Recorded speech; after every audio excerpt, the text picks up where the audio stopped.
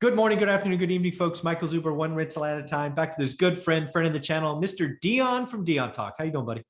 Howdy, doing good, Mike. Ready for round two? Yeah. Hey, so I read an article this morning that I just had to share with someone, and I'm so glad that you were available this morning. So I heard that the average American believes that they will be retired at 62 and that a comfortable retirement will take a nest egg of $1.9 million. Frankly, both of those numbers scare me. I'm willing to go anywhere you want, but let's talk about these two numbers because doesn't leave me feeling good. I wish I was a good actor because I would like to duplicate the reaction I had before we started recording when you gave me that data. Yeah. I'm not that good an actor, so I'm not going to try to fake it, but wow.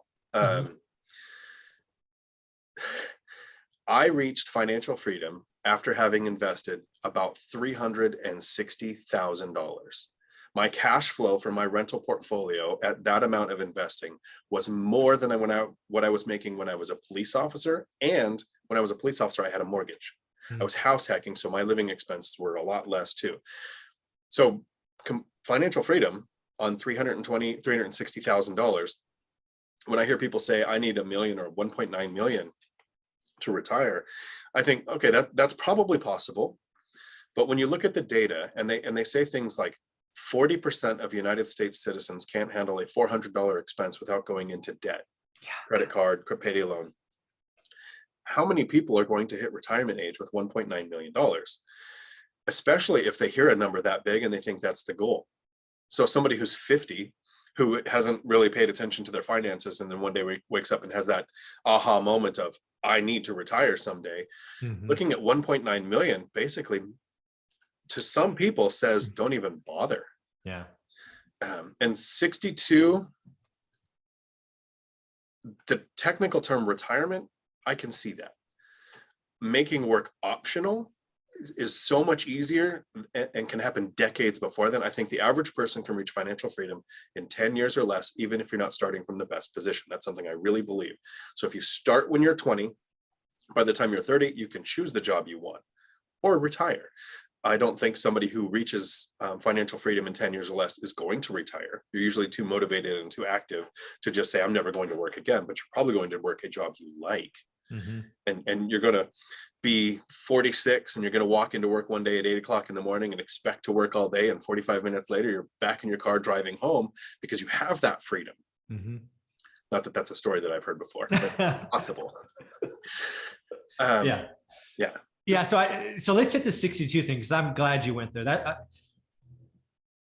So I'm 50, right? So let's just say that, right? So 62 is not that far away, but most of my life I thought 50 was old. It's just, that's old, right? 62 is old, and I firmly believe, and that's one of the things that's a passion for me for the next 50 years of my life, is getting people to realize if they're really sacrificing to do the work, you can make work optional in 10 years. I've adopted that. You've got to do some things. House hacking obviously helps, income snowball, all of those things. And then again, you made work optional on a total investment of 360K. I have news for you. If you started to recycle capital, that number goes down. Right? You go back to the house, you're doing a refi, and let's just say you took out 100 grand. You're using that 100 grand again. It's not new money, right? So, we have built a portfolio with, at this point, negative money. Now, obviously, we invested the 40K I talked about in the book, and we've invested another 100 or 200K over 20 years, but we've extracted far more than we ever put in. But that's because we've recycled capital. So, yeah, I think I want people to realize that you can make work optional in 10 years. On top of that, something I talk about, and that's one of the reasons I have this office, is I want to bring in a whiteboard, and I just couldn't do that in my kid's room. I want to talk about, whatever you're, look at that. There you go. Yeah. I have a whiteboard here. There you go. So one of the things I think about is, like, what are you going to be spending? It's a thermometer or whatever you want to call it. Like when you're done, $4 grand a month, $5 grand a month. Okay. Social Security is going to take care of X, but you need more. Is it going to be rentals? Is it going to be a side hustle, something else? We just need to start having these discussions and talk about them early, not later. And then, the nest egg of 1.9 million. that's a marketing stick. That's the things that you get the 20-year-olds or 30-year-olds to start in 401k. And yes, I know it's possible, but it is, I don't know what the numbers is, what, 90 some odd percent will never get there because life happens, divorces happen. You know, I don't know. I think I read an article one time that, you know, when you're in your 20s and you hear about going to 62, it's like 12% of us don't even live to see 62, right? We, you know, life happens and we move on. But yeah, I don't like either of those numbers. I'm not sure. I'm not sure which one I hate more. I think I hate the 1.9 million nest egg because that's like a promise for a future, and you just keep digging. And so few people will get that. And like you said, you start at 50, you'll just never get there. So I don't feel good about either of those numbers. No, I think there's two industries that I really don't like. Mhm. The first one is retirement accounts. Yeah. The people who make a lot of money off retirement accounts aren't the people who contribute to them. They're the people who manage them. And insurance. The insurance industry makes the bulk of its money off of people who don't understand insurance. So if you take the time to learn insurance, yes, there's some strategies that work great, but the average person is paying into insurance and not understanding what the fees are, not understanding how long the payout is.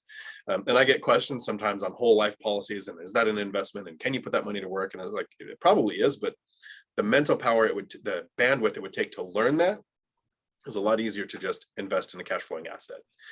So we, as a society, we fall into this trap.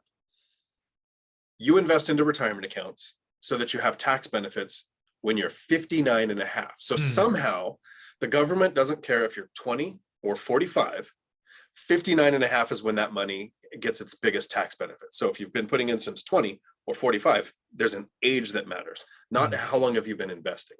And then social security. As a society, we're trained that at a certain age, you start to get money out of the social security. And most people understand that it is running out of funds. And so some people starting in the workforce today are not paying into their social security. They're paying into ours. And it isn't going to be there by the time they get there. And that's information that's kind of shared commonly, and people are still putting into that. It's based on an age. At 62, you get this much. If you delay till 65 to start, you might make more every month. And then you have to do this math on how long am I going to live? Is that extra money every month going to be a better return? Instead of thinking, and this is just my personal opinion, I don't want a penny locked up in a retirement account. It's not paying me cash flow now. I'm not getting appreciation on multiples of what I invested. I'm not getting principal pay down where tenants pay off the mortgages. And the tax benefits of a retirement account, professional term, suck compared to the tax benefits of real estate. Oh yeah. It's almost like there's this place called Congress full of people who own real estate, who are voting in laws and creating laws that benefit people who own real estate. That's the tax benefits I want now over what you get from a retirement account. And so thinking that there's an age tied to retirement really bothers me. I don't like the 62. That's why my reaction when you said the retirement age is this and this is the amount you need. Both of those scare me. Yeah. People thinking that that's the right path.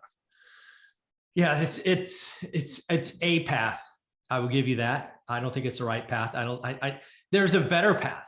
And again, you know, we replaced 2 six-figure incomes in 15 years, Olivia and I. And yeah, we didn't invest anywhere close to $1.9 million.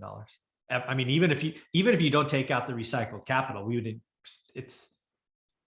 I'd be shocked if it's 15% of that, right? So there's just a better way. And again, even if you just get to 4, you don't have to make work optional. But even if you just got to 1, 2, 3, or 4 rentals, it's going to make it better. You'll have options and flexibility. So yeah. I like what you've said, where even if you just have 1 rental, when you do hit that age of retirement, if it's 62 with X amount of dollars invested, 1 rental is going to make that better. You're probably going to be profiting from that rental as much or more than you get from Social Security. It's options. Yeah. Just it gives you better options. So this is a great conversation. Dion, how can people find you and get part of your world? Right here on YouTube, Dion Talk Financial Freedom. I do live streams on Tuesday afternoons. Last night was a nice short one that went on for 3 hours and 35 minutes. I try to stay on as long as the questions keep coming. Say that again. You did a live stream for how long? 3 hours and 35. So I didn't hit the Lumberjack Landlord's 5-hour record. But my goal is 3 hours, and sometimes the good questions just keep coming in, so we stay longer. Yeah. Folks, if you're not following Dion from Dion Talk or even Matt from the Lumberjack Landlord, you're missing out. These guys give you hours of live content asking real questions. So subscribe, follow them. I do only 60 minutes of live on Saturday. So to do 3 hours is amazing. So thanks for all you do, man. Thank you. Mhm. Ciao.